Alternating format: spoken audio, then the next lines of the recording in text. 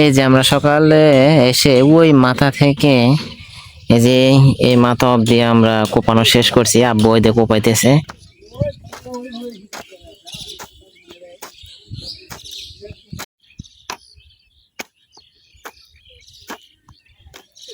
অনেক রোদ হওয়ার কারণে কাজের ফাঁকে একটু রেস্ট করতেছি। তো এই রেস্ট হয়ে গেলে Hello everyone, Assalamu alaikum. This is me Mehdi Hassan and welcome back to my another daily lifestyle vlog video. এখন সময় সকাল 5টা। তো আজকে ওয়েদার ভালো হওয়ার কারণে আমাদের এই জমিটা শাক বোনার জন্য প্রস্তুত করতে হবে। তো এখন আমি যাব জমির মাটি কোপাইতে। জমি পুরোদমে প্রস্তুত হলে সেগুলো সবকিছুই আপনাদের সঙ্গে শেয়ার করব। তো এই যে কোদাল নিয়ে নিলাম। তো এখন মাঠে যাই। ভাইয়ার আব্বু মাঠে চলে গেছে, আমি এখন যাইতেছি।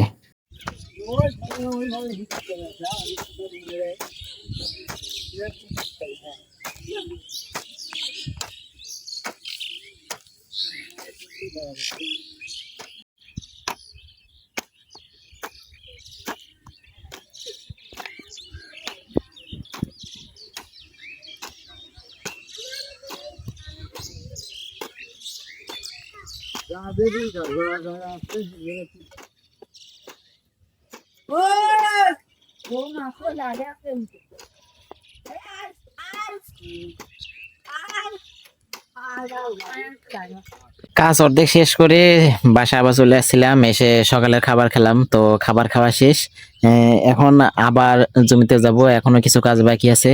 এই যে আমরা সকালে এসে ওই মাথা থেকে এই যে এই মাথা অব্দি আমরা কোপানো শেষ করছি। আব্বু ওই দিয়ে কোপাইতেছে। আর এই যে সামনে অল্প আর কিছু বাকি আছে। আর ভাইয়া ওদিকে শুলি নির্ধারণ করতেছে 3 হাত করে, কারণ 3 হাত পর পর একটা করে নালা তৈরি করতেছে। ওই 3 হাতের মধ্যে মানে শাক রোপণ করা হবে। আর এইটুকু জায়গা হলে আজকের মনে কাজ শেষ। তারপর আবার কালকে সকাল থেকে আবার এই যে এই ফাঁকা অংশ জায়গা তো কোপাতে হবে, কারণ কোপানোর উদ্দেশ্য হইলো এখানে শাক বানানো লাগবে। ওয়েদার খারাপের কারণে করা হয়েছিল না।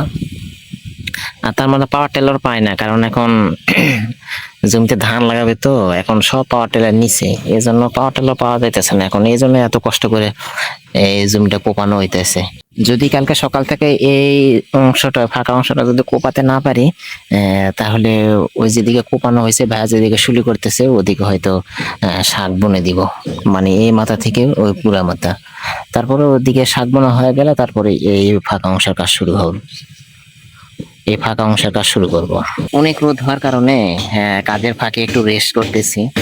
তো এই রেস্ট হয়ে গেলে তারপরে আর একবার যদি শুরু করি তাহলে ওইটুকু জায়গা শেষ হয়ে যাবে। গাইস, আজকের মনে আপাতত মাঠের কাজ শেষ, আবার কালকে কাজ আছে। তো আজকে অনেক রোদ ছিল, অনেক গরম ছিল, তাই ওই মাটি কোপানো ওটা শেষ করে তাড়াতাড়ি করে বাসায় চলে এসে গোসল করে খেয়ে দিয়ে ঘুমিয়ে গেছিলাম। তো এইমাত্র ঘুম থেকে উঠলাম। তো এখন আমার অনেক এডিটের কাজ বাকি আছে, ভিডিও আপলোডের কাজ বাকি আছে।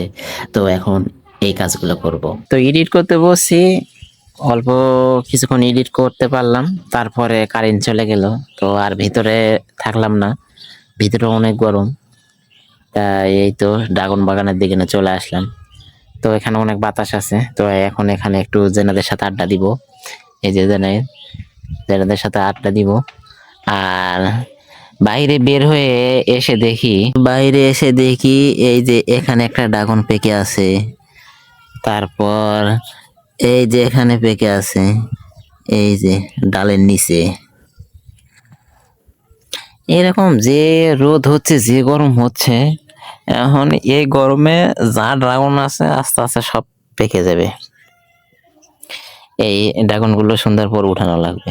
এটাও ভালোই লাল হয়েছে। এই যে গাইস, বিকেলে কারেন্ট আসার পরে আবার এডিট করলাম, এডিট করে সবকিছু কাজ কমপ্লিট করে বিকেল হয়ে গেছে। তো সাইকেল নিয়ে রওনা দিছি।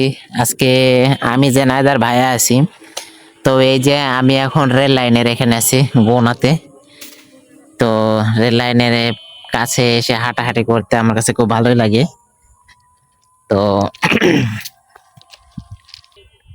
তারপর এখানে সন্ধ্যার আগ দিয়ে আবার বাসার পথে রওনা দিব, কারণ সন্ধ্যার আগ আগ দিয়ে বাসায় যেতে হবে।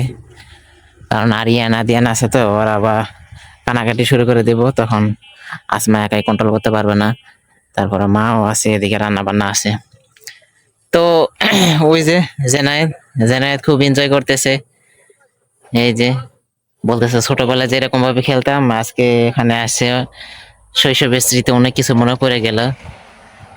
তো এ আর কি, খুব এনজয় করতেছে। ট্রেনের রাস্তা একদম সোজা, আর এভাবে হাঁটাহাঁটি করতেও অনেক মজা লাগে।